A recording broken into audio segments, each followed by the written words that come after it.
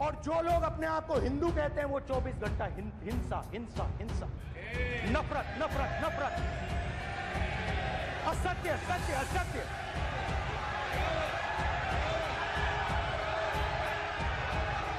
आप हिंदू हो ही नहीं। इस देश में शायद इनको मालूम नहीं है, करोड़ों लोग अपने आप को गर्व से हिंदू कहते हैं, गर्व से हिंदू कहते हैं।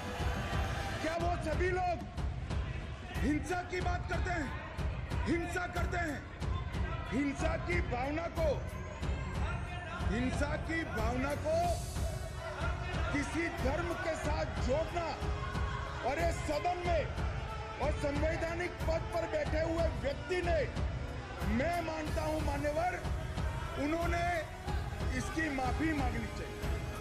ये विषय बहुत गंभीर है। पूरे हिंदू समाज को हिंसक कहना ये गंभीर विषय है। तो एक गुजारिश भी करना चाहता हूं कि इस्लाम में अभय मुद्रा, इस पर इस्लाम के विद्वानों का मत एक बार वो ले ले। गुरु नानक साहब की अभय मुद्रा पर एसजीपीसी का मत वो ले ले।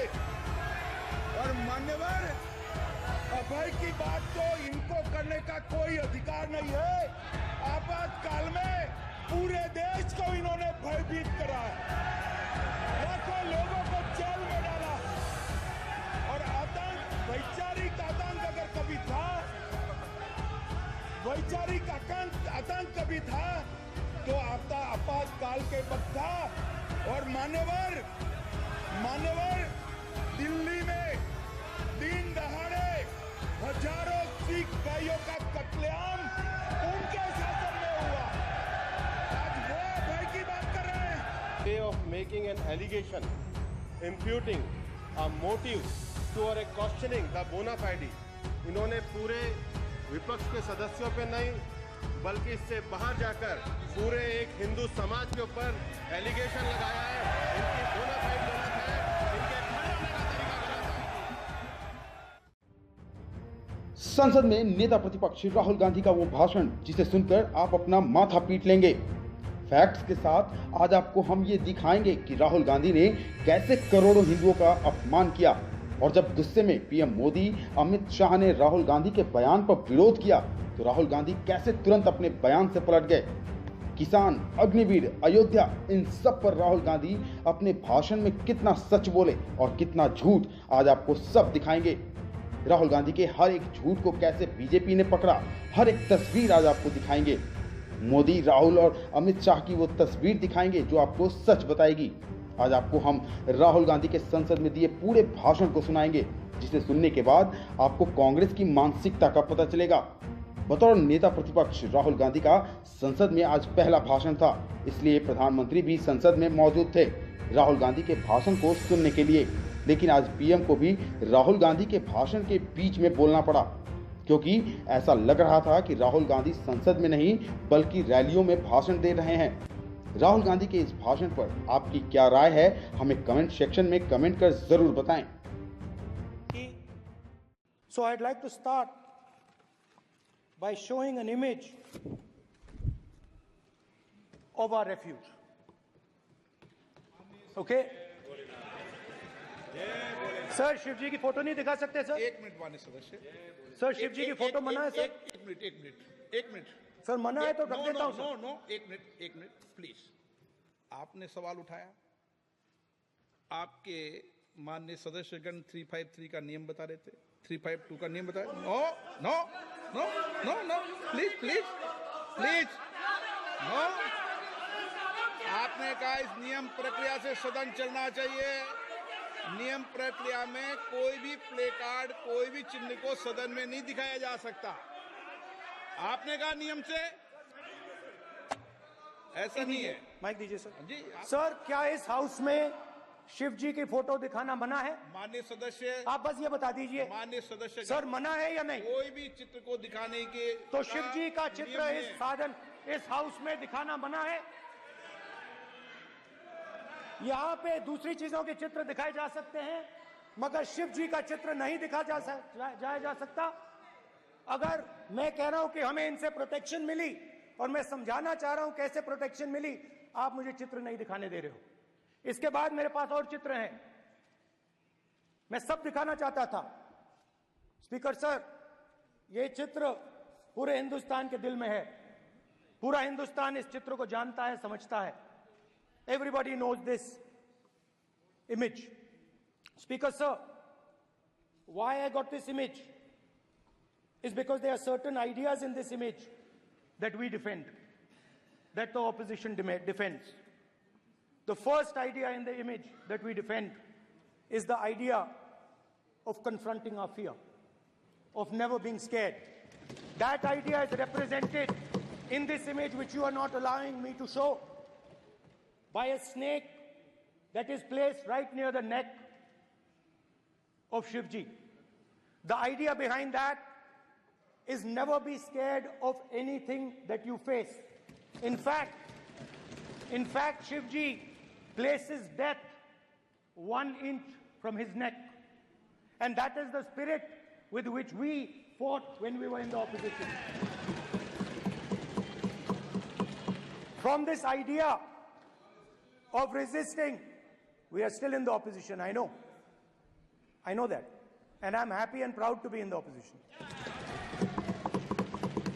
Because for us, there is more than power.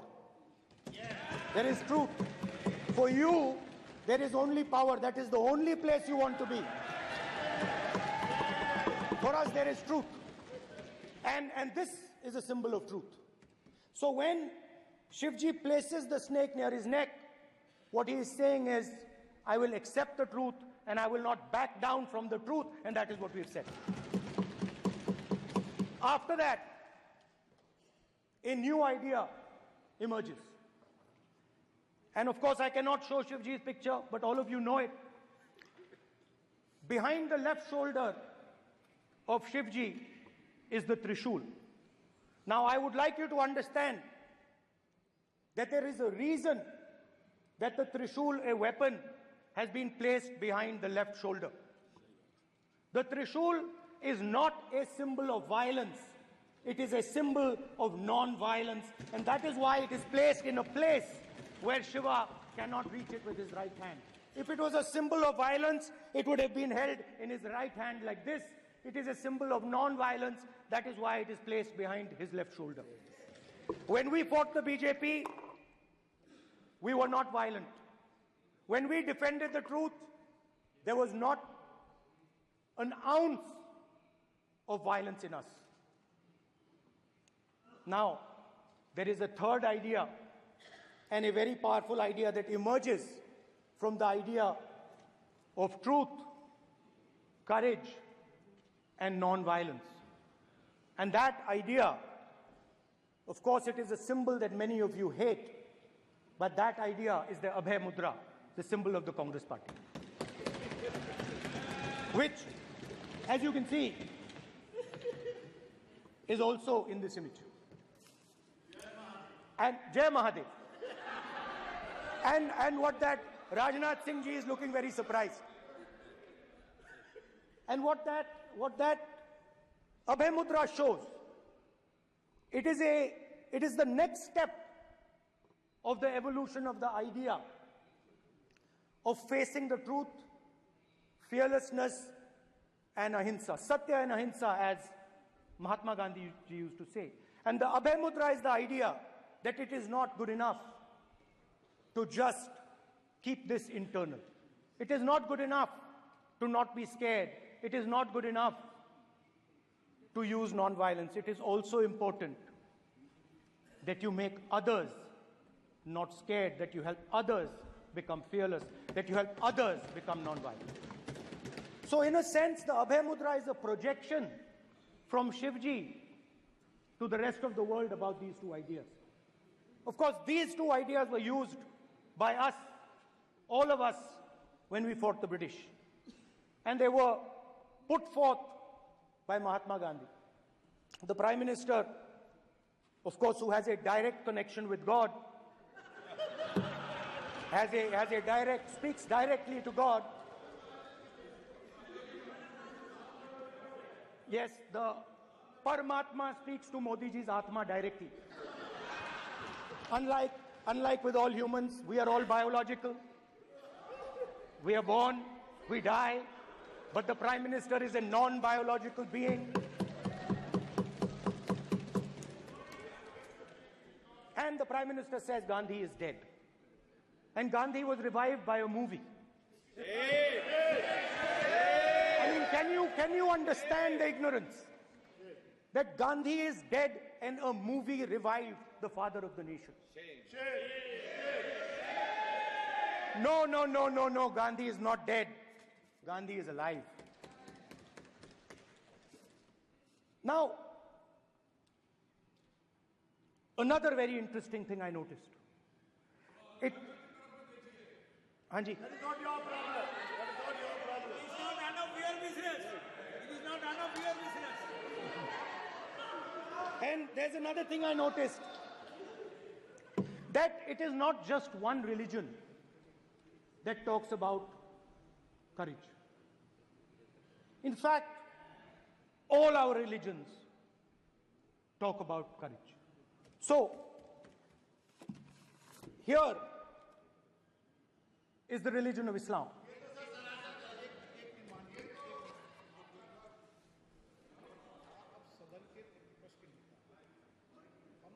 आपसे ये अपेक्षा ठीक है, मैं दिखाऊंगा नहीं सर, कैसे करूं? मैं समझाना चाहता हूं, वो समझा नहीं पा रहा हूं। सब समझदार हैं यहाँ पर, सब चुनकर आते हैं। सर, जनता बात ने नहीं बन सबको रही। चुनकर भेजा है। मजा नहीं आ रहा है। जनता ने सबको चुनकर भेजा, आप एड्रेस करें। जनता अब ने सबको कांग्रेस चुनकर पार्टी ने शिव जी की फोटो दिखा दी है, गुस्सा हो गए। अब देखिए, प्लीज मान्य ये चाहते हैं कि सिर्फ ये दिखा प्लीज पाएं। मान्य सदस्य आप तो इस्लाम में भी कहा गया है, मैं पढ़ता हूं। एड्रेस इधर करें, He said, एड्रेस इधर करें मान्य सदस्य। हाँ जी, सॉरी, इस्लाम में भी लिखा गया है, कुरान में, the prophet peace be upon him said, God said, have no fear, I am with you, hearing and seeing. मतलब इस्लाम में भी कहा गया है कि डरना नहीं है। और जब इस्लाम में दुआ मांगी जाती है तो दोनों हाथ से, दाएं हाथ से अभय मुद्रा दिखाई देता है। उसके बाद गुरु नानक जी की ओर चलते हैं।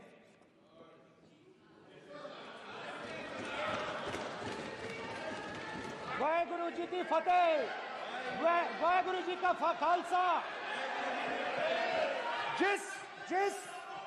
जिस धर्म पर आप हर रोज आक्रमण करते हो, गुरु नानक जी जो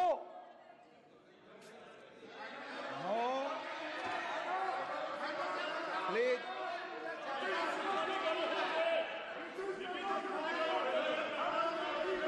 नो प्लीज प्लीज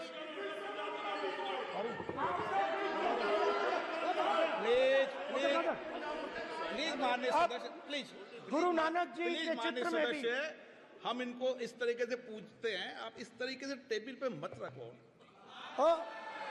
सर कहाँ रखूं सर? तरीका ठीक सर कहाँ रखूं? यहाँ रख दूं सर? आप यहाँ मत यहाँ रख रखो। देता हूं सर।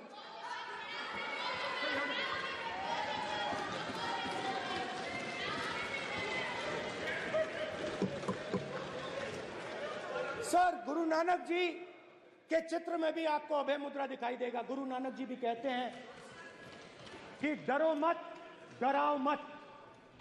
और पंजाब से गुरु नानक जी मक्का तक गए, थाईलैंड तक गए, अफगानिस्तान गए, श्रीलंका गए, किसी से हिंसा नहीं की, अहिंसा की बात की, सत्य की बात की, और किसी को उन्होंने अपनी जिंदगी में नहीं डराया। उसके बाद जीसस क्राइस्ट की इमेज देखिए, उसमें भी आपको अभय मुद्रा दिखाई देगा।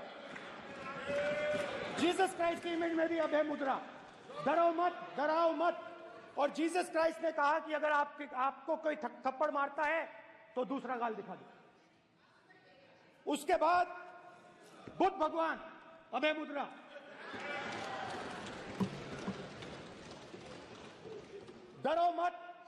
डराओ मत, अहिंसा। मतलब, और अंत में महावीर, डराओ मत, अभय मुद्रा। मतलब हिंदुस्तान के इतिहास में 3 फाउंडेशनल आइडियाज हैं। मोदी जी ने अपने भाषण में एक दिन कहा कि हिंदुस्तान ने किसी पर आक्रमण नहीं किया। उसका कारण है क्योंकि यह देश अहिंसा का देश है। यह देश डर का देश नहीं है। तो हमारे सारे के सारे महापुरुषों ने अहिंसा की बात की, डर मिटाने की बात की। डरो मत, डराओ मत, डरो मत, डराओ मत। और दूसरी तरफ शिव जी कहते हैं डरो मत, डराओ मत, अभय मुद्रा दिखाते हैं, अहिंसा की बात करते हैं, त्रिशूल को जमीन में गाड़ देते हैं। और जो लोग अपने आप को हिंदू कहते हैं वो 24 घंटा हिंसा हिंसा हिंसा, नफरत नफरत नफरत, असत्य सत्य असत्य।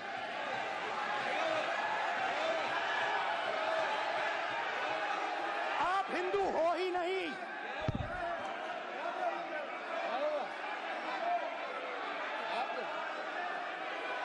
Just get me that picture of Shiva. I'm inside Speaker's office. Hindu धर्म में साफ लिखा है, सत्य के साथ खड़ा होना चाहिए, सत्य से पीछे नहीं हटना चाहिए, सत्य से नहीं डरना चाहिए। अहिंसा हमारा प्रतीक है। अभय मुद्रा, ऐसे कीजिए, अभय मुद्रा।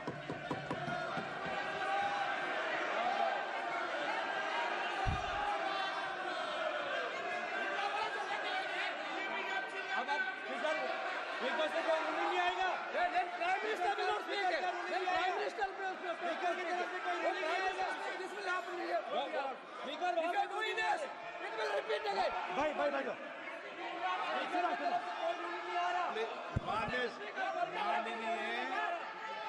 ये आप बात समझिए,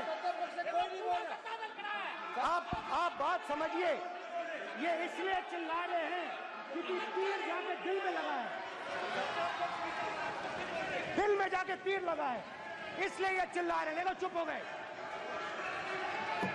देखिए स्पीकर साहब चुप हो गए सब।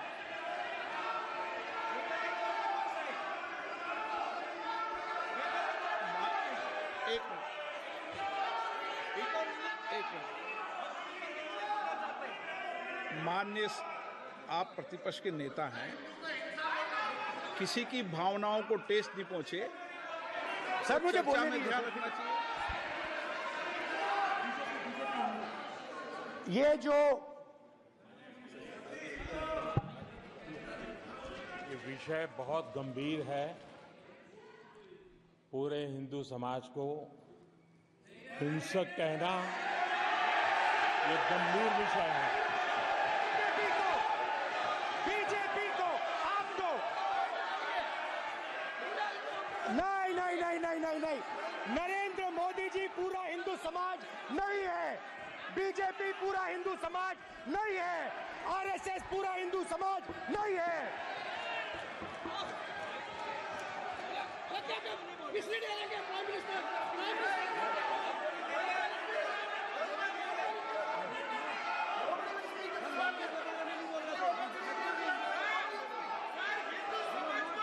भूपेंद्र यादव जी, ये ठेका नहीं है बीजेपी का। भूपेंद्र यादव जी बोलना चाहते हैं आप? ये सब हिंदू हैं यहाँ पे, ये सब हिंदू हैं। माननीय अध्यक्ष जी, प्रतिपक्ष के नेता आज पहली बार इस सदन को संबोधित कर रहे हैं। मैं 2 नियम रूल 349 और रूल 352 के संबंध में आपका ध्यान आकर्षित करना चाहता हूं। सबसे पहले तो प्रतिपक्ष के नेता को बोलने का तरीका आना चाहिए, 349 जो 12 है वो स्पष्ट रूप से कहता है शैल नॉट सिट और stand with back toward the chair. वो लगातार आपकी तरफ फीट करके खड़े हैं, नियमों के खिलाफ है, जो उनको शोभा नहीं देता। दूसरा अध्यक्ष महोदय, नहीं तो एड्रेस करके दूसरा अध्यक्ष महोदय आर्टिकल रूल 352 रूल 2 ये कहता है make personal reference by way of making an allegation imputing a motive to और ए क्वेश्चनिंग द बोना फाइडी। इन्होंने पूरे विपक्ष के सदस्यों पे नहीं बल्कि इससे बाहर जाकर पूरे एक हिंदू समाज के ऊपर एलिगेशन लगाया है। इनकी बोना फाइड गलत है, इनके खड़े होने का तरीका गलत है। सदस्यों में तो लगाया ही है। माननीय अध्यक्ष जी,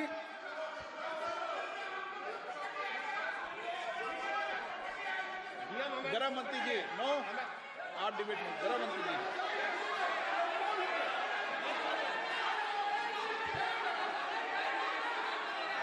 माननीय अध्यक्ष जी, शोर शराबा कर इतने बड़े वाकया को छिपाया नहीं जा सकता। विपक्ष के नेताजी ने कैटेगोरिकली कहा है कि जो अपने आप को हिंदू कहते हैं वो हिंसा करते हैं। मैं फिर से रिपीट करना चाहता हूं, उनका वाक्य था जो अपने आप को हिंदू कहते हैं वो हिंसा की बात करते हैं, हिंसा करते हैं। मान्यवर, इस देश में शायद इनको मालूम नहीं है, करोड़ों लोग अपने आप को गर्व से हिंदू कहते हैं, गर्व से हिंदू कहते हैं। क्या वो सभी लोग हिंसा की बात करते हैं, हिंसा करते हैं? हिंसा की भावना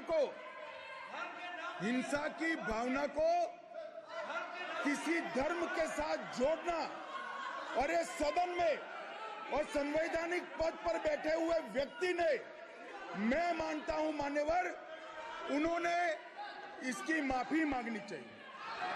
मान्यवर, मैं उनको एक गुजारिश भी करना चाहता हूं कि इस्लाम में अभय मुद्रा, इस पर इस्लाम के विद्वानों का मत एक बार वो ले ले। गुरु नानक साहब की अभय मुद्रा पर SGPC का मत वो ले ले। और मान्यवर, अभय की बात तो इनको करने का कोई अधिकार नहीं है। आपातकाल में पूरे देश को इन्होंने भयभीत करा है, लाखों लोगों को जेल में डाला। और आतंक, वैचारिक आतंक अगर कभी था, वैचारिक आतंक कभी था तो आपातकाल के वक्त था। और मान्यवर, दिल्ली में दिन दहाड़े हजारों सिख भाइयों का कत्लेआम उनके शासन में हुआ। आज वो भय की बात कर रहे हैं। मान्यवर, मेरा आपसे आग्रह है कि श्री राहुल गांधी, नेता प्रतिपक्ष, पहला भाषण होने के बावजूद माफी मांगनी चाहिए, न केवल सदन, पूरे देश की माफी मांगनी चाहिए।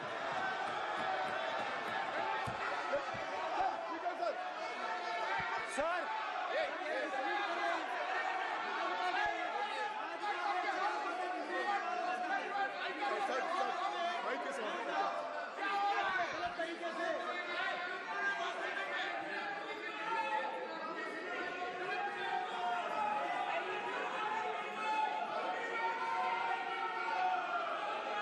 Speaker sir,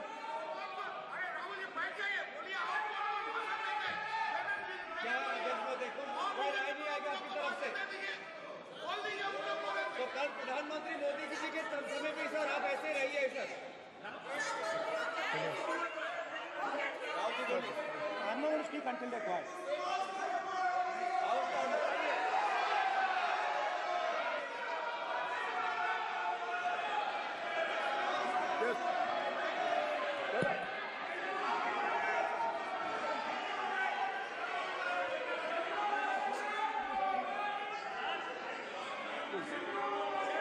Sir, he is not yielding.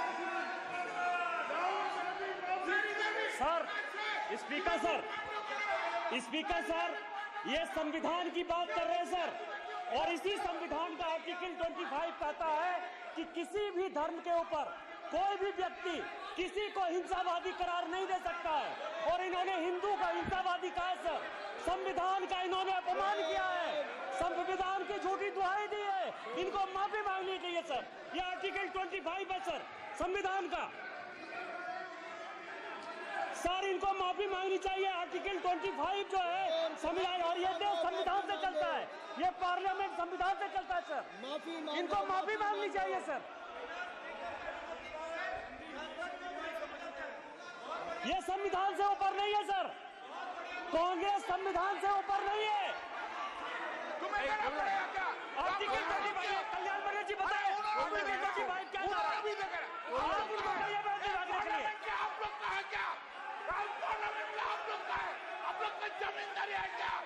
क्या समझते हो? पार्लियामेंट का आप लोग का जमींदारी है क्या? जमींदारी बिठा दी।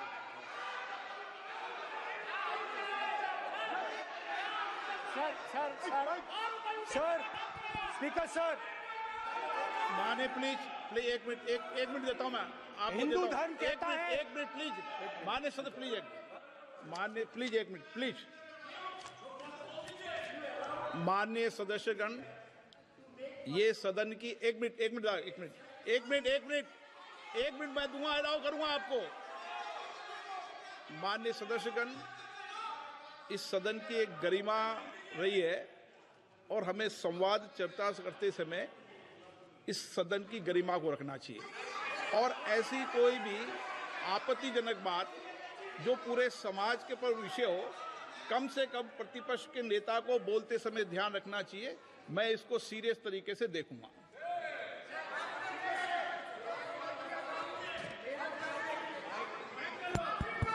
सर, अगर आप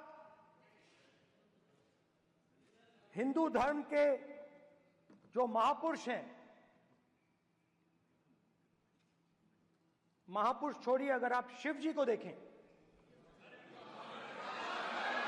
तो क्या हो रहा है सर?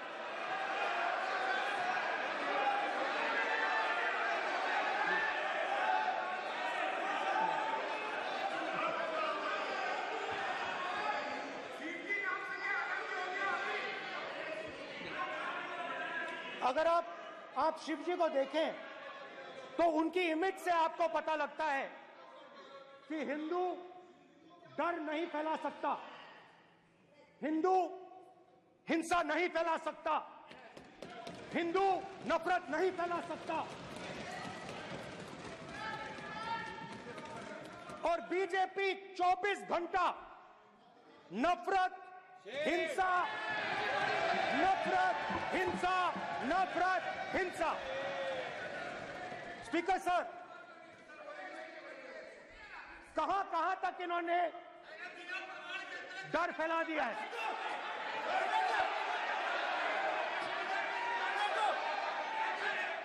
प्लीज सर, कहां तक इन लोगों ने डर फैला दिया? मैं आपको अयोध्या से शुरू करता हूं। सर नमस्कार,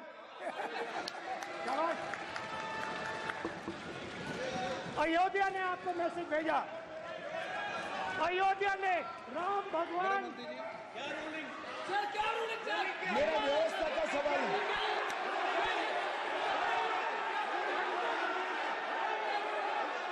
इस सदन के नियमों की पुस्तिका, इससे कुछ सदस्यों को क्या मुक्ति दे दी गई है? आपके गाइडेंस के बाद भी बार बार तस्वीर बताना, पूरे बीजेपी को हिंसा कर रही है ऐसे कहना, खड़े होकर एक दूसरे के बीच में हस्तधून करना, सारे नियम इनको लागू नहीं होते हैं। नियम मालूम नहीं है तो ट्यूशन रख ले साहब, सदन इस तरह से नहीं चल सकता है। ये सदन, मेरा आपसे आग्रह है कि ये सदन ऑर्डर में रहना चाहिए, नियमों के अनुसार रहना चाहिए। ये हम सभी सदस्यों का आपसे विनंती है।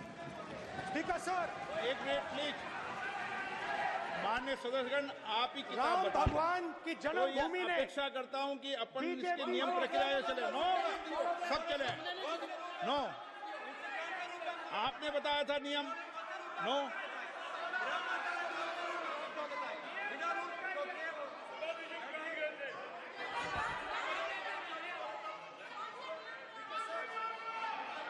माइक दीजिए सर। हाँ सर, मेरा सवाल है सर, इस माइक का कंट्रोलर किसके हाथ में? प्लीज बैठिए, बैठिए, बैठिए। सर, ये ऑफ होता है, प्लीज बीच माने में हो बैठिए, जाता है। प्लीज। ये बार कई बार विषय उठ गई और बहुत गंभीर, और माननीय सदस्य, आप प्रतिपक्ष के नेता हैं, आप सदन के बाहर भी ये बात कहते हैं कि माइक बंद कर देते हैं। मैंने कई बार आग्रहपूर्वक किया कि आसन पर इस तरीके का आरोप नहीं लगाए। नो, प्लीज बात सुनिए।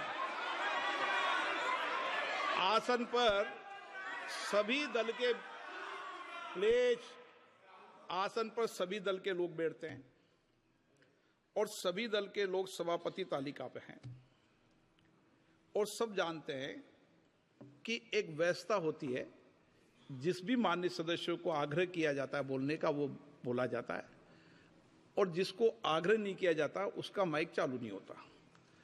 आप बोलने के लिए खड़े, आपका माइक कभी बंद नहीं हुआ, कभी बंद नहीं हुआ। आप अगर आसन में जो भी विराज रहे हैं वो अगर आपका नाम नहीं पुकारते हैं तब माइक चालू नहीं होता। ये व्यवस्था हमेशा इस सदन की रही है, पुराने में भी और नए में भी।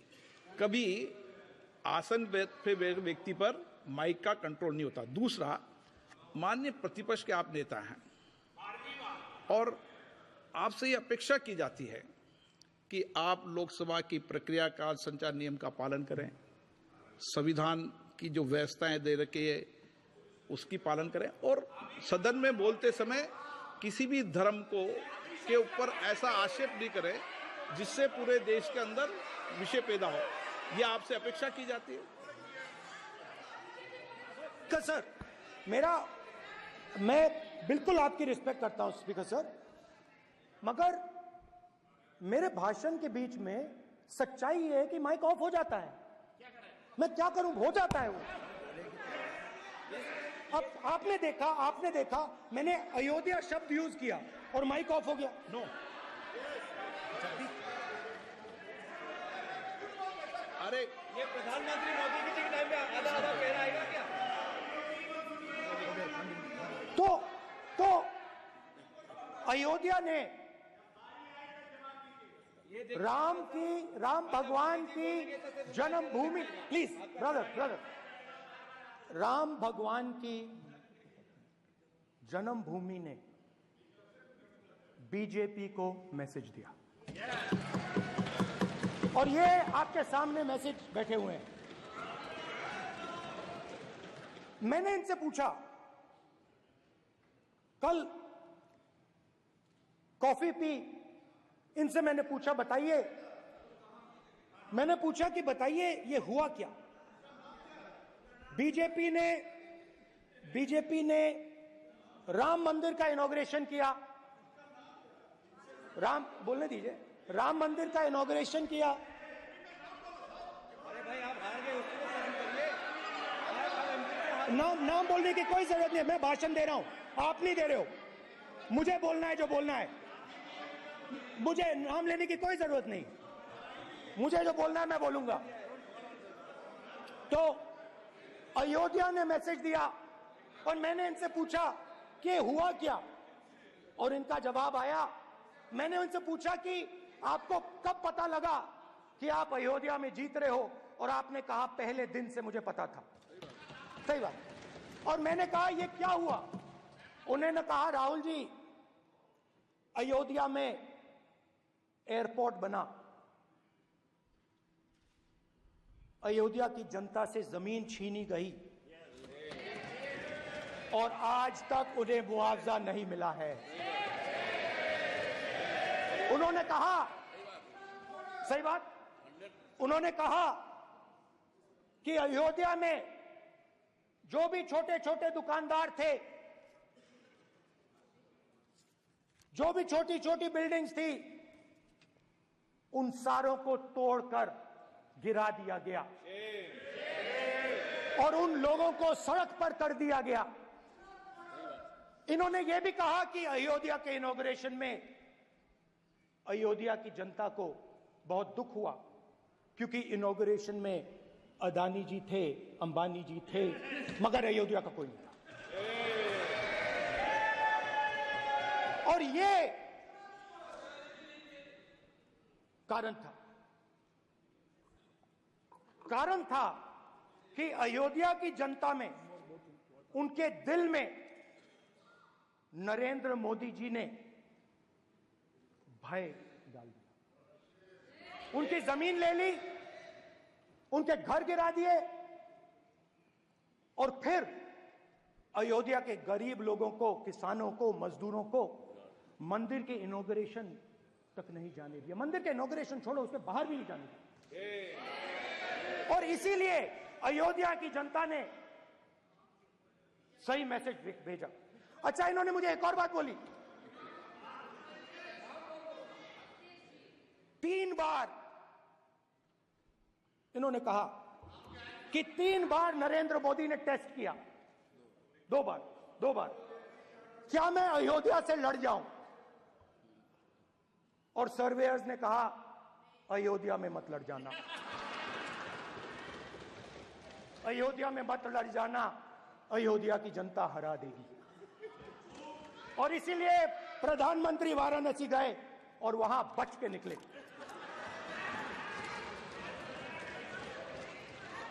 तो अयोध्या की जनता को डराया,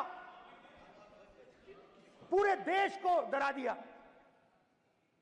मैं आपको बताता हूं, आज सुबह में आया, राजनाथ सिंह जी ने मुस्कुरा के मुझे नमस्ते की और मोदी जी बैठे हैं, मुस्कुराहट नहीं, सीरियस, नमस्ते भी नहीं करते। कहीं मोदी जी ना देख लें, प्रॉब्लम हो जाएगी। वही कहानी गडकरी जी की है, सच्चाई है। अरे भाई, अयोध्या की जनता को छोड़ो, ये तो बीजेपी वालों को डराते हैं।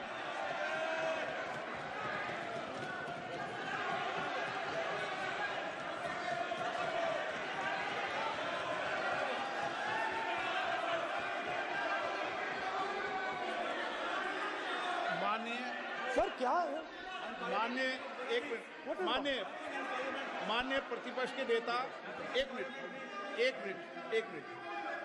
माननीय प्रतिपक्ष के नेता, आप सदन के वरिष्ठ नेता हैं। मेरा आपसे आग्रह है कि राष्ट्रपति अभिभाषण पर डिबेट हो रही है, इसकी गरिमा, राष्ट्रपति अभिभाषण की गरिमा रखे ना। ये तो अपेक्षा आपसे सब करते हैं कि आप राष्ट्रपति अभिभाषण पे बोले, नीतियां पे बोले, कार्यक्रमों में बोले। अब व्यक्तिगत रूप से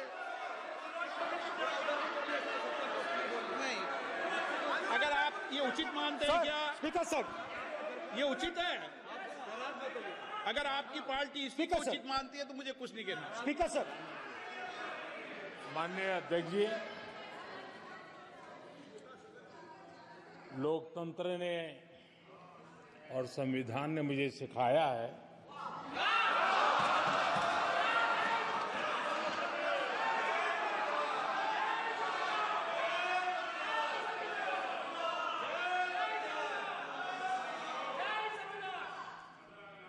कि मुझे विपक्ष के नेता को गंभीरता से लेना चाहिए।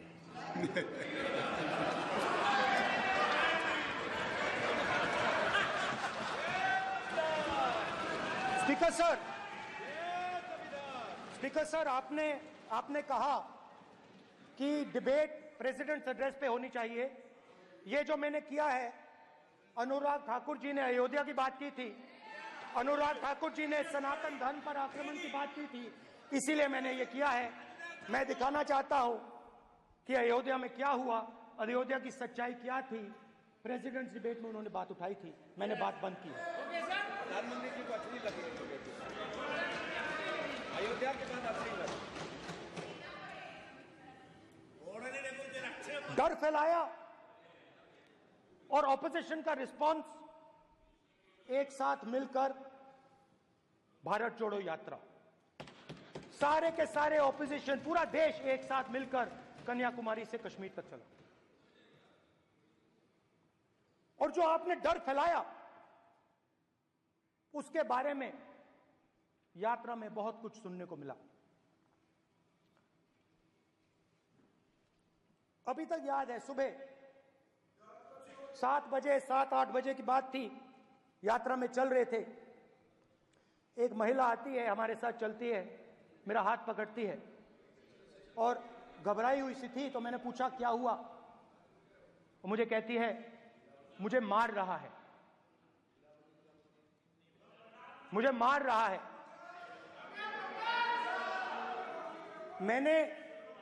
मैंने पूछा कौन मार रहा है,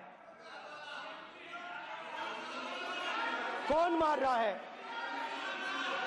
बेटी बचाओ, बेटी की दुविधा सुनाई नहीं दे रही, बेटी का दर्द नहीं सुनना चाहते, भारत की महिलाओं का दर्द नहीं सुनना चाहते। मैंने पूछा कौन मार रहा है, कहता है मेरा पति मार रहा है। मैंने कहा क्यों? कहती है सुबह का खाना नहीं दे पाई। मैंने कहा क्यों? खरीद नहीं पाई, महंगाई है, महंगाई है, खरीद नहीं पाई, खाना नहीं पका पाई, इसलिए मुझे मार पिट रही है। मैंने कहा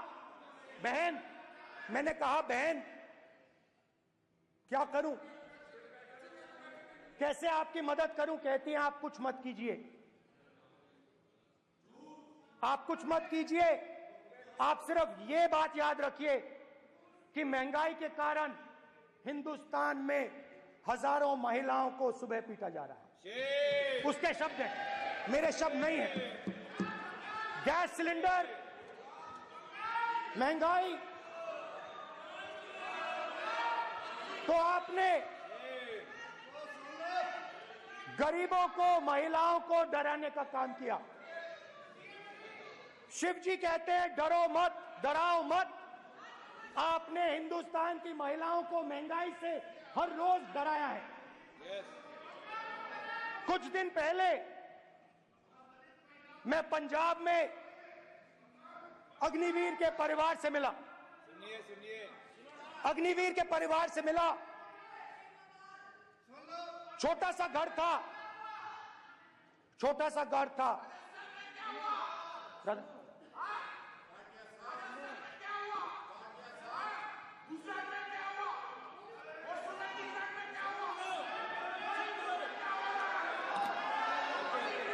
ठीक है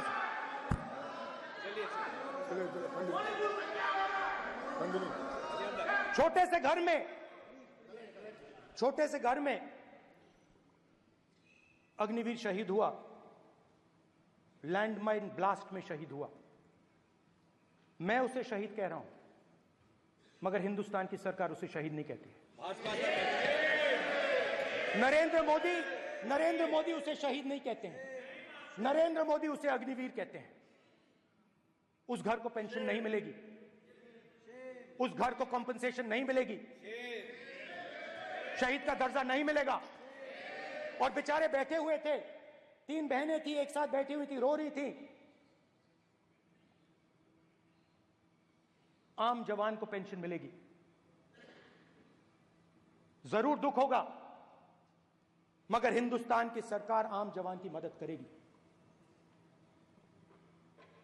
मगर अग्निवीर को जवान नहीं कहा जा सकता। अग्निवीर यूज एंड थ्रो मजदूर है। और आप उससे कहते हो, उसको आप 6 महीने की ट्रेनिंग देते हो, 6 महीने की ट्रेनिंग देते हो। दूसरी तरफ चाइना के जवान को 5 साल की ट्रेनिंग मिलती है, राइफल लेकर उसके सामने खड़ा कर देते हो, उसके दिल में भय पैदा करते हो। एक जवान और दूसरे जवान के बीच में फूट डालते हो कि एक को पेंशन मिलेगी, एक को शहीद का दर्जा मिलेगा, दूसरे को नहीं मिलेगा, और फिर अपने आप को देशभक्त कहते हो। ये कैसे देशभक्त है?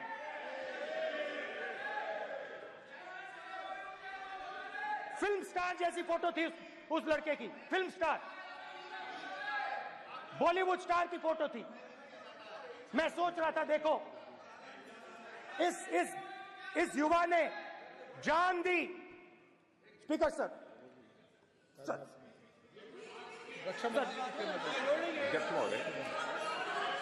अध्यक्ष महोदय, एक आदमी सब पर भारी। अध्यक्ष महोदय, मैं नेता प्रतिपक्ष से अनुरोध करना चाहूंगा, गलत बयानी करके सदन को गुमराह करने की कोशिश। गलत नहीं है सर, गलत नहीं है सर। कर देना चाहता हूं कि युद्ध के दौरान अथवा सेवाओं की सुरक्षा के दौरान यदि हमारा कोई अग्निवीर का जवान शहीद होता है तो उसके 1 करोड़ रुपए की धनराशि सहायता के रूप में उसके परिवार को मुहैया कराई जाती है। इस प्रकार की गलत बयानी से सभी को गुमराह करने की कोशिश नहीं की जानी चाहिए। संसद महोदय, अध्यक्ष। स्पीकर सर, स्पीकर सर देखिए, स्पीकर सर देखिए, राजनाथ सिंह जी की एक राय है, मेरी एक राय है। सच्चाई अग्निवीरों को मालूम है, हमें बोलने की जरूरत नहीं है। अग्निवीर को किस चीज का सामना करना पड़ता है, शहीद का दर्जा मिलता है या नहीं मिलता है, कॉम्पनसेशन मिलता है नहीं मिलता है, पेंशन मिलती है नहीं मिलती है, वो उसको मालूम है। पॉइंट ऑफ ऑर्डर है मान्यवर। अब सदन के सामने 2 स्टेटमेंट हुए, एक हुआ विपक्ष के नेता का, दूसरा हुआ माननीय राजनाथ सिंह जी का, रक्षा मंत्री जी का। ये कहते हैं कि 1 करोड़ रुपया नहीं मिलता है। श्री राजनाथ सिंह ने अधिकृत रूप से कहा कि मारे जाने वाले अग्निवीर को जो शहीद होता है उसको 1 करोड़ रुपया मिलता है। उनको फैक्चुअल पोजीशन सदन पर रखनी चाहिए मान्यवर। ये सदन झूठ बोलने की जगह नहीं है मान्यवर, यहाँ सच बोलना चाहिए। और अगर ये नहीं रखते हैं तो उनको, ये सत्यापन नहीं करते अपने स्टेटमेंट का, तो उनको सदन और देश से और अग्निवीरों से माफी मांगनी चाहिए माननीय।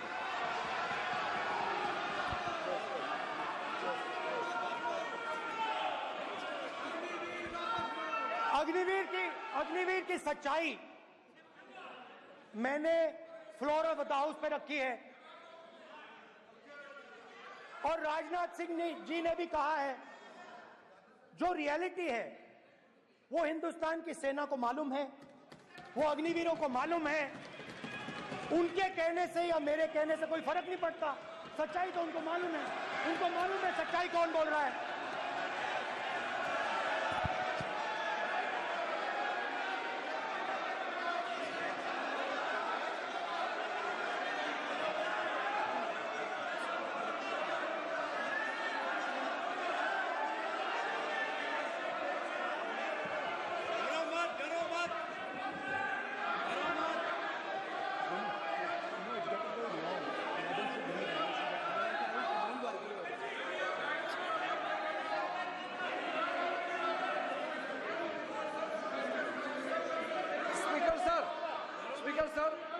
अभी मेरा छोटा सा अनुरोध है, क्योंकि सर ये विषय गंभीर है और अभी माननीय गृह मंत्री जी ने जो बात रखे हैं कि 2 स्टेटमेंट जो रक्षा मंत्री जी ने बताया सदन को और माननीय विपक्ष के नेता राहुल गांधी जी ने जो स्टेटमेंट रखा है, इसमें इन्होंने जो कहा है कि रक्षा मंत्री बोलने से क्या फर्क पड़ता है, इतना हल्का फुल्का कैसे स्टेटमेंट दे सकता है लीडर ऑफ ऑपोजिशन। इसलिए सर इन्होंने जो बात रखा है पुष्टि करना चाहिए और हम लोग भी सर नियम के मुताबिक अपना बात रखेंगे सर।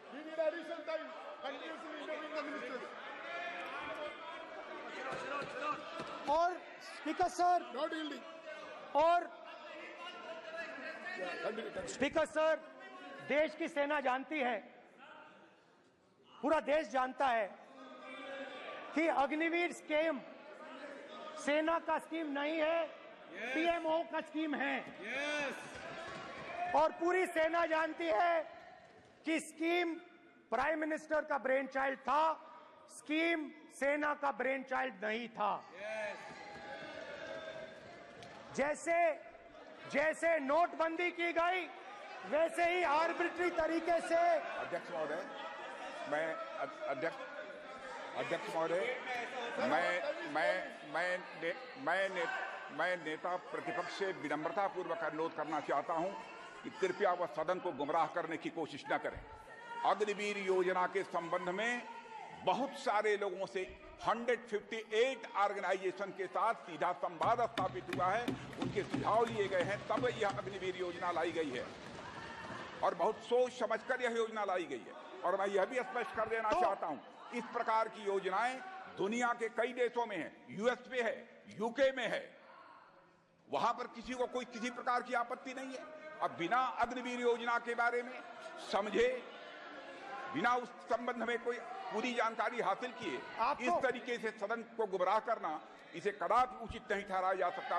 महोदय, मैं तो आपसे यह अनुरोध करूंगा, इसे सदन की कार्रवाई से बाहर निकाला जाना चाहिए। आपको देखिए, सिंपल सी बात है स्पीकर सर, इनको अग्निवीर अच्छा लगता है, आप उसको रखिए, हम उसको बदल देंगे, हटा देंगे। सिंपल सी बात है, हमारी सरकार आएगी, अग्निवीर को हम हटा देंगे। क्योंकि हम सोचते हैं कि अग्निवीर सेना के खिलाफ है, जवानों के खिलाफ है, देशभक्तों के खिलाफ स्कीम है। हम इस स्कीम को नहीं चाहते।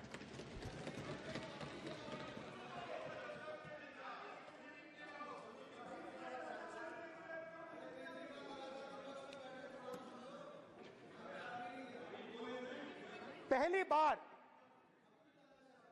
हिंदुस्तान की हिस्ट्री में जनता से स्टेट्स छीने गए हैं। जम्मू कश्मीर लद्दाख से आपने पहली बार स्टेट छीना है। मणिपुर को आपने सिविल वॉर में डुबा दिया है। मणिपुर को आपने और आपकी योजनाओं ने, आपकी पॉलिटिक्स ने जला दिया है। और आज तक हिंदुस्तान के प्रधानमंत्री मणिपुर नहीं गए हैं। ऐसा लगता है कि मणिपुर हिंदुस्तान का प्रदेश नहीं है। प्रधानमंत्री के लिए मणिपुर स्टेट ही नहीं है। मणिपुर में सिविल वॉर हो ही नहीं रही है।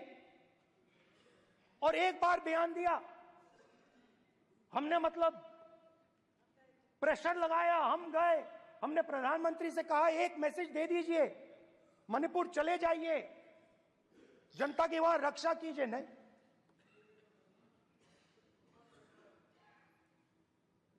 मैं वहां गया, कुकीज और मेइते से दोनों से मिला। आज तक नहीं, आंसर नहीं मिलेगा, मिल नहीं सकता। मणिपुर इनके लिए हिंदुस्तान का प्रदेश ही नहीं है। मणिपुर है ही नहीं,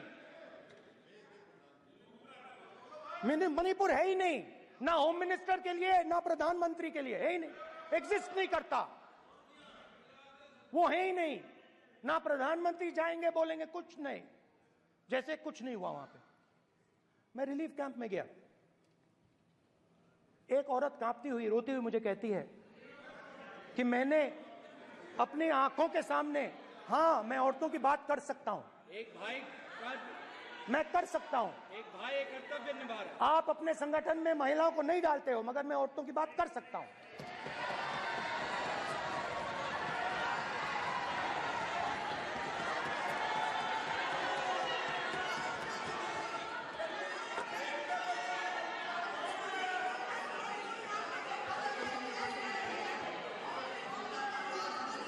मुझे कहती है मैंने अपने आंखों के सामने, मेरे आंखों के सामने मेरे बच्चे को गोली मारी गई। मैं भागना नहीं चाहती थी, मैं मरना चाहती थी, उसके साथ मरना चाहती थी। मुझे घसीट के वहां से ले गए और फिर मेरे को अपने बच्चे की फोटो दिखाती, कांपती हुई ऐसे। फोटो दिखाती है। ये आपकी योजनाओं का नतीजा है। आपको शर्म आनी चाहिए।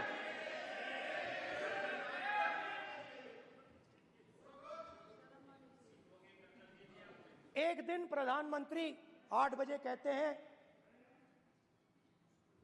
पता नहीं फाइन ट्यूनिंग हो गई भगवान के साथ, डायरेक्ट मैसेज भगवान, सर ने बोला है, सर प्रधानमंत्री ने ये बोला है, ये मैं नहीं बोल रहा हूं, प्रधानमंत्री ने बोला है कि मेरा डायरेक्ट कनेक्शन है भगवान के साथ। मैंने नहीं बोला, मैंने नहीं बोला। Social media chief also told भगवान जगन्नाथ। एक मिनट प्लीज, एक मिनट तो एक मिनट माननीय राहुल गांधी जी, एक मिनट माननीय सदस्य, एक मिनट प्लीज, एक मिनट रविशंकर जी प्लीज, एक मिनट। माननीय सदस्यगण, आप वरिष्ठ नेता हैं, सदन के नेता होते माननीय प्रधानमंत्री जी, और हम सबको माननीय प्रधानमंत्री जी का सम्मान करना चाहिए। ये सदन में हमेशा उच्च कोटि की परंपरा मर्यादा रही है। नो सर, नहीं, गौरव, अगर आपको स्पीकर सर, मैं की पुरानी पार्टी है। गौरव, स्पीकर सर, मैं रिस्पेक्ट कर रहा हूं। ये प्रधानमंत्री के शब्द हैं, मेरे शब्द नहीं हैं। ये प्रधानमंत्री जी ने कहा है, पब्लिक में मीडिया को कहा है कि मैं बायोलॉजिकल नहीं हूं, मेरा डायरेक्ट कनेक्शन भगवान के साथ है। मैं नहीं बोल रहा हूं, प्रधानमंत्री मोदी जी ने बोला है। तो पता नहीं उस टाइम 8 बजे भगवान का मैसेज आया होगा हिंदुस्तान, वही। मगर फिर श्री राम ने आपको दूसरा मैसेज दे दिया अयोध्या में। भगवान का मैसेज आया होगा, मोदी जी नोटबंदी कर दीजिए। नोटबंदी कर दिया, डायरेक्ट ऊपर से आया मैसेज, ऑर्डर आया खटाक। और अलग अलग ऑर्डर आते हैं। अदानी जी वाला ऑर्डर आता है, बंबई एयरपोर्ट अदानी जी को ऊपर से ऑर्डर आता है, खटाखट ऑर्डर आते हैं। तो नोटबंदी कर दी। स्मॉल और मीडियम बिजनेसेस जो हैं, जो हिंदुस्तान की रोजगार की रीढ़ की हड्डी है, बैकबोन है, उड़ा दिया, खत्म कर दिया। आज नतीजा यह है कि ये जो भी करना चाहे करें, हिंदुस्तान के युवाओं को रोजगार नहीं मिल सकता। Job creation backbone is broken, finish, खत्म। नोटबंदी की, गलत जीएसटी लागू की, उड़ा दिया। अब मैं सोचता हूं, पहले मैं सोचता था ये पता नहीं कैसे हुआ, अब मैं समझता हूं कि ये अदानी जी, अंबानी जी जैसे लोगों के लिए किया गया था। ये रास्ता साफ करने का तरीका था, रास्ता साफ करने का तरीका था। इनकम टैक्स डिपार्टमेंट उनके पीछे पड़ा रहता है। जीएसटी, डिमोनेटाइजेशन, 24 घंटा उनको तंग करते हैं। उनके कैश फ्लो को रिस्ट्रिक्ट करने की कोशिश करते हैं, कैश फ्लो को क्रश करने की कोशिश करते हैं कि वो परे हट जाएं और अरबपति उनकी जगह ले लें। आप किसी भी छोटे व्यापारी से पूछ लो, किसी भी स्मॉल मीडियम बिजनेस ओनर से पूछ लो, ये आपको बता देगा। गुजरात में मैं गया, टेक्सटाइल ओनर्स के साथ मेरी बात हुई। मैंने उनसे पूछा नोटबंदी क्यों हुई, जीएसटी क्यों हुई? साफ बोला अरबपतियों की मदद करने के लिए जीएसटी और नोटबंदी की गई है। नरेंद्र मोदी जी अरबपतियों के लिए काम करते हैं। सीधी सी बात। मैं जाता रहता हूं और आपको गुजरात में हराएंगे इस बार। आप लिख के ले लो, आपको ऑपोजिशन इंडिया गठबंधन गुजरात में हराने जा रहा है।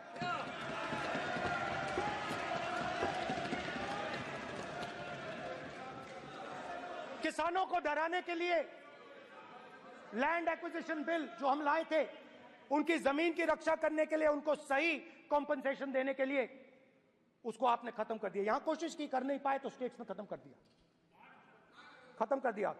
हर स्टेट में आपने खत्म कर दिया है। अगर आप जानते नहीं हो, चेक कर लो। हर स्टेट में, हर भाजपा की स्टेट में खत्म कर दिया। सर, हर भाजपा रूल स्टेट में खत्म किया है, हर भाजपा की रूल स्टेट में खत्म किया है, हर भाजपा की रूल स्टेट में खत्म किया है। स्पीकर सर,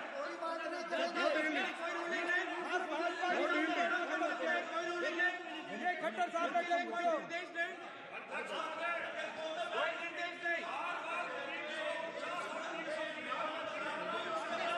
सत्तापक्ष बार-बार खड़े होकर पूरे भाषण को कम कर रहे हैं। कोई रोक नहीं, कोई रोक नहीं है।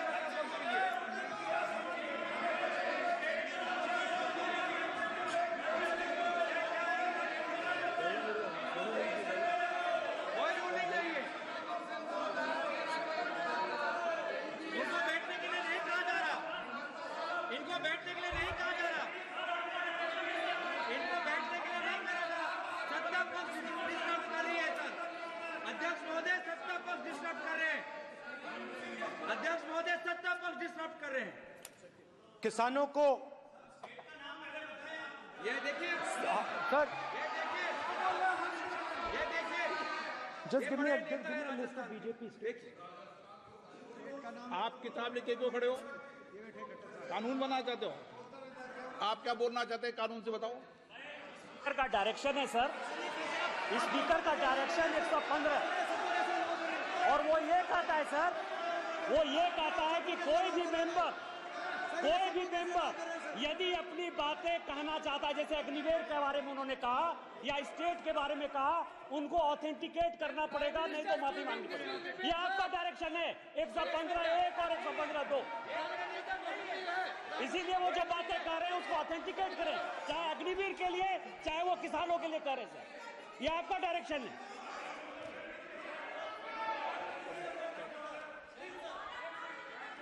तो किसानों को जो हमने लैंड एक्विजिशन बिल तैयार किया था, सही मुआवजा दिलाने के लिए, उसको आपने रद्द किया।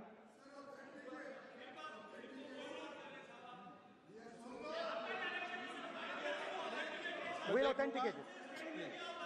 कर देंगे, ऑथेंटिकेट कर देंगे। बैठ जाओ, कर देंगे हम ऑथेंटिकेट।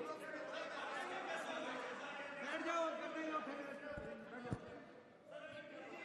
उसके बाद किसानों को डराने के लिए, याद रखिए, शिव जी कहते हैं डरो मत, डराओ मत। किसानों को डराने के लिए आप 3 नए कानून लाए। प्रधानमंत्री ने उनसे कहा कि ये आपके फायदे के कानून हैं। सच्चाई थी कि वो अदानी जी, अंबानी जी के फायदे के कानून थे। हिंदुस्तान के सारे किसान खड़े हो जाते हैं। आज तक सड़क ब्लॉक है। अगर आप वहां जाएंगे, आज तक आपको दिखेगा कि वो सड़क जिस पे किसान आए थे, वो आज तक बंद पड़ी हुई। हरियाणा में 2 जगह किसान खड़े हो गए, कहते हैं नहीं, ये हमारा नहीं है। आप हमारे से हमारी मेहनत का फल छीनना चाहते हो, हम इस बात को एक्सेप्ट नहीं करेंगे। आप उनसे बात नहीं करते, आप उनको कहते हो, आप बात नहीं करते।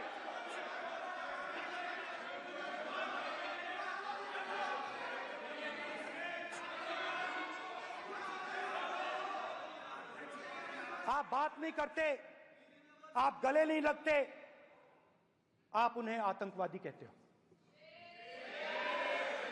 आप कहते हो ये सब आतंकवादी हैं। झूठ नहीं है, झूठ नहीं है, सच है, सच है। मान्यवर, मैं समझ रहा हूं कि विपक्ष के नेता नाते पहली बार बोल रहे हैं, मगर नियमों के पुस्तक के बाहर वो नहीं जा सकते। ये स्टेटमेंट करे कि हम कहते हैं कि किसान आतंकवादी, तो कैसे सदन में चल सकता है मान्यवर? आप एक तरफा नियमों के ऊपर जाकर उनको रियायत दे रहे हो मान्यवर, हमें संरक्षित करिए, ऐसे नहीं चलता है। 700 किसान शहीद हुए। हमने इस हाउस में कहा कि किसानों के लिए मौन होना चाहिए, आपने मौन नहीं होने दिया। आपने कहा ये किसान नहीं है, आपके मुताबिक ये किसान नहीं थे, ये आतंकवादी थे। देखिए आपकी आला सिर हिला रही है, वो भी सहमत हैं, कौर जी सहमत हैं। देखिए हमारी जरूरत नहीं है, वो सहमत है आपसे, वो सहमत है। माननीय बोला था माननीय सदस्य, एक शब्द उधर नहीं सर। किसान क्या मांग रहा है सर? स्पीकर सर, माननीय सदस्य, स्पीकर सर, किसान क्या मांग, सॉरी, मेरा यह आग्रह है, आपकी पार्टी का समय नहीं बचेगा, दोगे पूरा?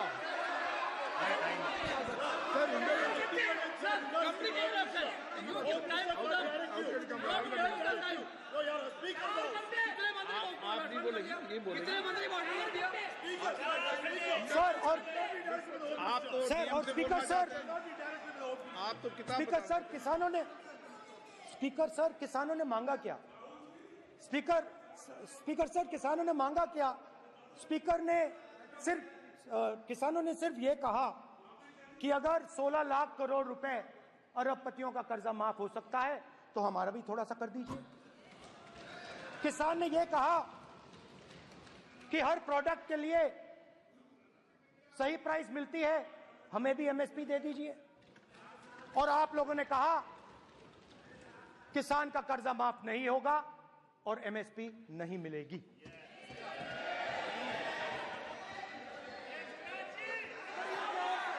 माननीय अध्यक्ष महोदय, ये गलत बयानी कर रहे हैं। एमएसपी सरकार दे रही है और ये मोदी जी की सरकार है जिसको उत्पादन की लागत पर कम से कम 50%, माननीय अध्यक्ष महोदय, उत्पादन की लागत पर कम से कम 50% जोड़कर एमएसपी दी जा रही है और नहीं दी जा रही। ये सत्यापित करें माननीय अध्यक्ष महोदय, ये गलत बयानी कर रहे हैं, ये सदन को गुमराह कर रहे हैं, गलत बयानी कर रहे हैं।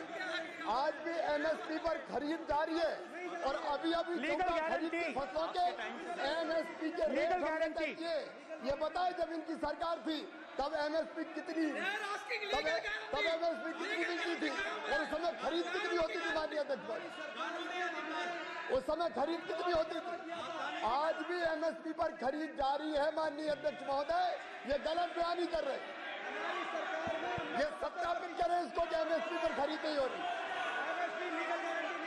ये सत्यापित करें माननीय अध्यक्ष महोदय, ये गलत बयानी की जा रही है। देना चाह रहे, इनको नहीं बोलने देना चाह रहे।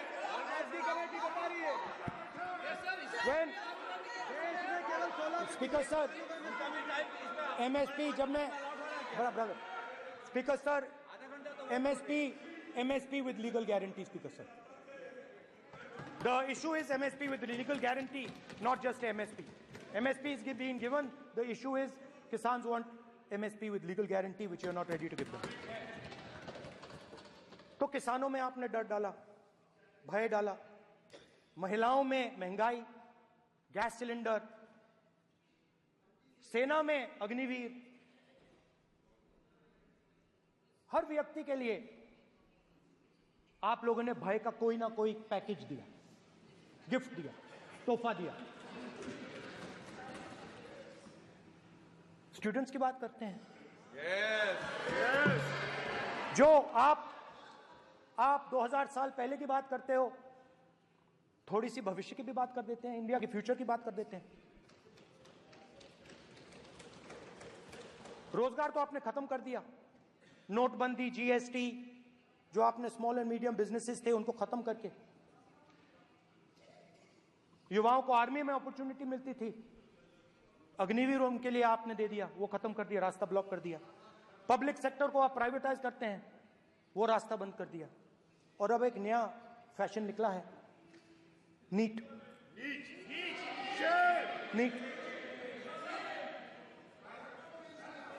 प्रोफेशनल एग्जाम्स को आपने कमर्शियल एग्जाम्स में बदल दिया है। NEET is not a professional exam, NEET is a commercial exam. NEET में एक स्टूडेंट टॉपर हो सकता है, एक्सीलेंट स्टूडेंट हो सकता है, मगर अगर उसके पास पैसा नहीं है मेडिकल कॉलेज में नहीं जा सकता। सिंपल सी बात। नीट का पास मार्क 22% है।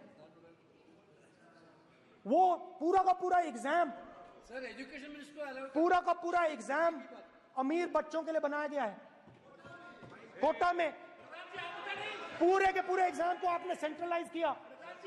हजारों करोड़ रुपए बन रहे हैं, हजारों करोड़ रुपए बन रहे हैं। और कमर्शियल पेपर जो आपने बना रखे हैं, कमर्शियल एग्जाम्स, 7 साल में 70 बार पेपर लीक। प्रेसिडेंट्स एड्रेस में ना नीट की बात होगी, ना अग्निवीर की बात होगी, ये बातें नहीं होंगी। और हमने कहा, हम स्पीकर सर, हमने कहा कि एक दिन का डिस्कशन अलाउ कर दीजिए। हम आपके साथ खड़े होकर इसको रिजॉल्व करना चाहते हैं।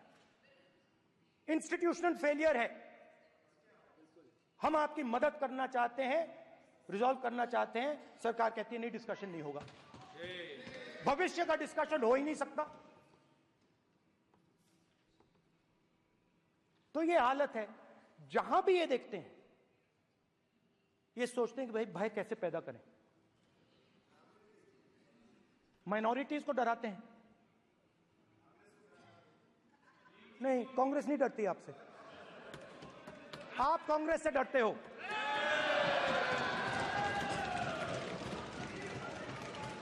हिंसा, नफरत माइनॉरिटीज के खिलाफ, मुसलमानों के खिलाफ, सिखों के खिलाफ, क्रिश्चियंस के खिलाफ। और माइनॉरिटीज ने क्या किया? माइनॉरिटीज ने क्या किया? हर स्फीयर में हिंदुस्तान को रिप्रेजेंट करते हैं, नाम रोशन करते हैं। पत्थर जैसे हिंदुस्तान के साथ एक साथ खड़े हैं, देशभक्त हैं। और आपने सारे के सारे माइनॉरिटीज पर आक्रमण किया, उनके खिलाफ हिंसा, नफरत फैलाई।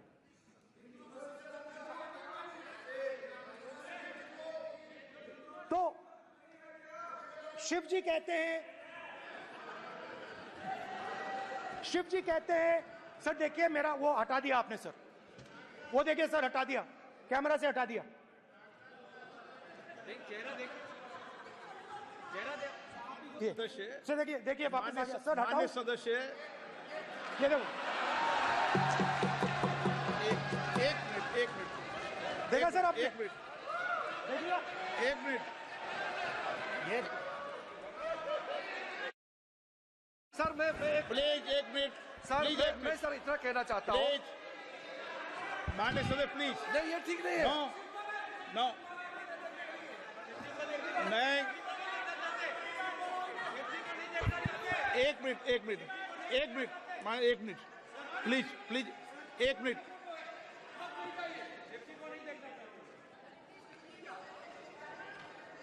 आप प्रतिपक्ष के नेता हैं और मैं आपसे अपेक्षा करता हूं कि सदन की गरिमा बनी रहे, मर्यादा बनी रहे, नियमों का पालन हो। आप खुद मानते हैं शिव जी को भगवान, और उनको बार बार इस तरीके से यहां पर चित्रित करना ये उचित नजर नहीं आता, मुझे लगता है। स्पीकर सर देखिए, रूल्स की किताब पढ़ोगे आप? रूल्स में है कि आप कोई भी चित्र को नहीं दिखा सकते सदन में। आप किसी बात का नाम नहीं ले सकते। आप नियम प्रक्रियाओं से नहीं बोल रहे हैं। सदन की मर्यादा, नियम प्रक्रिया इससे चलती है। आपने बनाया, सबने बनाया। मान्यवर में लोकसभा अध्यक्ष के निर्देश की पुस्तिका का 10वें संस्करण का 115वां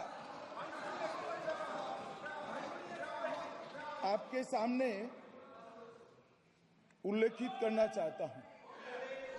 इसके क से घ तक पढ़ेंगे तो ये बहुत स्पष्ट है कि कोई भी मंत्री या सदस्य भाषण देते वक्त तथ्यात्मक चीजें रखता है और सदन के कोई और सदस्य इसको ऑब्जेक्ट करते हैं या चैलेंज करते हैं तो आसन इसको सत्यापित करने का निर्देश दे सकता है। मान्यवर, विपक्ष के नेता ने भाषण में कई चीजें ऐसी रखी जो तथ्य नहीं है, सत्य नहीं है और समय समय पर यहां से ट्रेजरी बैंक में सत्यापन की मांग की।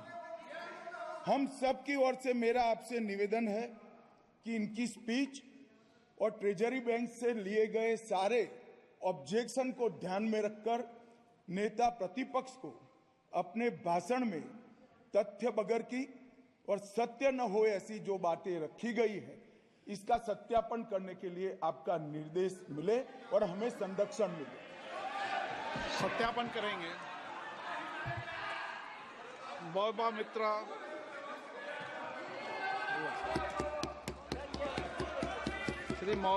श्रीमती महुआ मोहित।